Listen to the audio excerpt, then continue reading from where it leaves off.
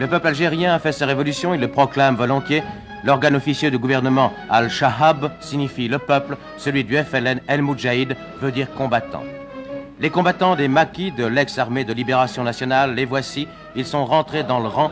Sous l'énergique impulsion du colonel Boumedienne, ils sont devenus une armée nationale populaire qui côtoie paisiblement les adversaires d'hier, les soldats français.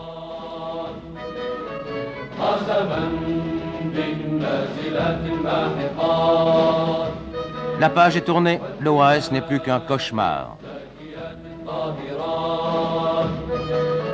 À Bab el-Oued, il n'y a pratiquement plus de pieds noirs. Entre la valise et le cercueil, selon les slogans de l'époque, ils ont choisi, ils sont retournés en France, en Espagne ou en Italie. Les musulmans occupent maintenant leur maison. L'ex-rue Michelet, un des hauts lieux des différentes batailles d'Alger. Le monument aux morts, non loin du forum, du célèbre forum, où l'ex-général Salan et le non moins fameux Carteron de généraux connurent un moment de gloire. Depuis, le forum n'est plus que la place du gouvernement.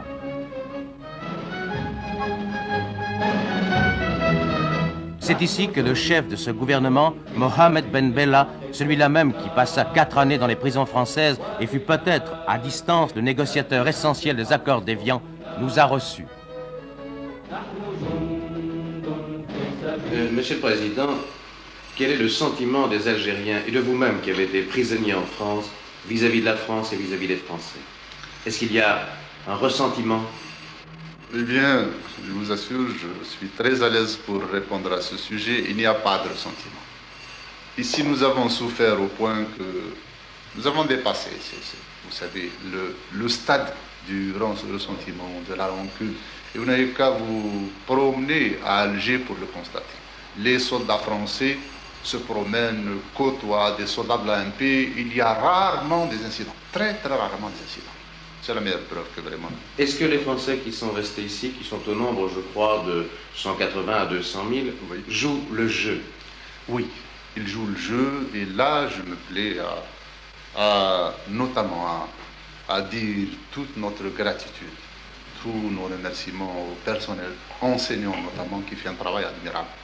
Je ne sais pas si vous avez assisté à la rentrée de l'université, mais c'était un des moments vraiment les plus pathétiques depuis l'avènement de l'Algérie et de l'indépendance. À propos de l'ouverture solennelle de l'université, vous avez mis l'accent sur l'arabisme, vous avez déclaré notamment « Même notre socialisme spécifique ne sera pas complètement valable tant que nous n'aurons pas retrouvé la langue arabe ». Oui. Est-ce que ça veut dire que c'est le rejet de la culture et de la langue française? Absolument pas.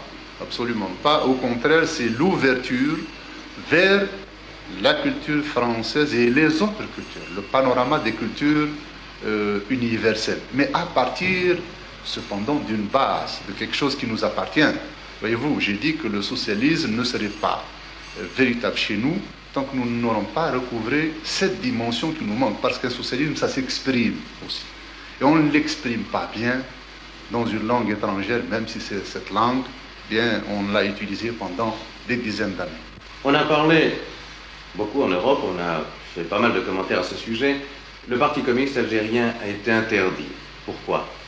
Il a été interdit parce que le programme de Tripoli stipule que l'avenir de notre révolution dépend de l'union des forces qui se sont retrouvées lors de la lutte de libération.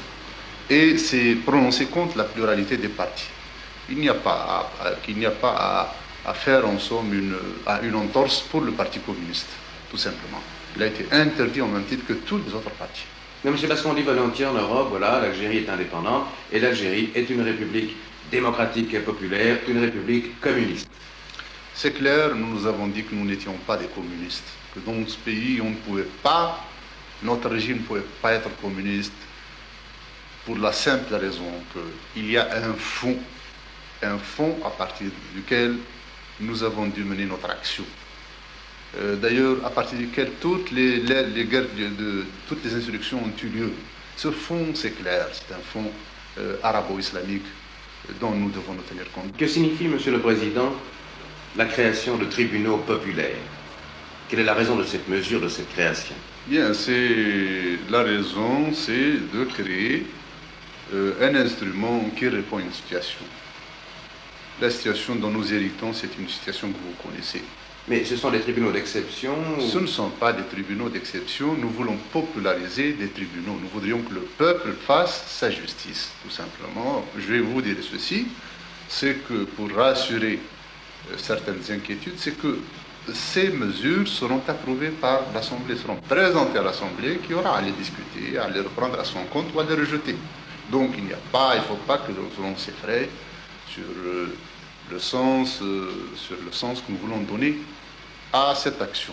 On répète volontiers, et vous-même, je crois, l'avez dit, l'OAS a fait plus de ravages en 7 mois qu'en 7 ans de guerre.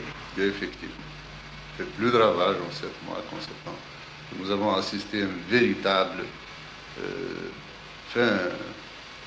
hystérie, si l'on pourrait dire, en ce qui concerne ce problème, des dépassements extraordinaires. Enfin, on a fait, je ne citerai quelques exemples, celui de l'université, de la bibliothèque de l'université qui a été brûlée, les actions de l'OAS en Oranie notamment. Ça a fait effectivement plus de mal à tous égards que certains de guerre. Des statistiques, les documents sur lesquels nous devions travailler pour construire cet État, tout ça a été brûlé, a été détruit, sinon volé. Et cela nous a bien sûr créé des problèmes. Mais indépendamment des actions en elles-mêmes. Enfin, c'était des actions vraiment c'était la bestialité, au sens prononcé du mot. On achevait des gens dans des hôpitaux. Et cela n'a pas fait, vous comprenez, au point de vue politique, psychologique, a fait plus tort que quoi que ce soit. Et malgré ça, il n'y a pas de haine?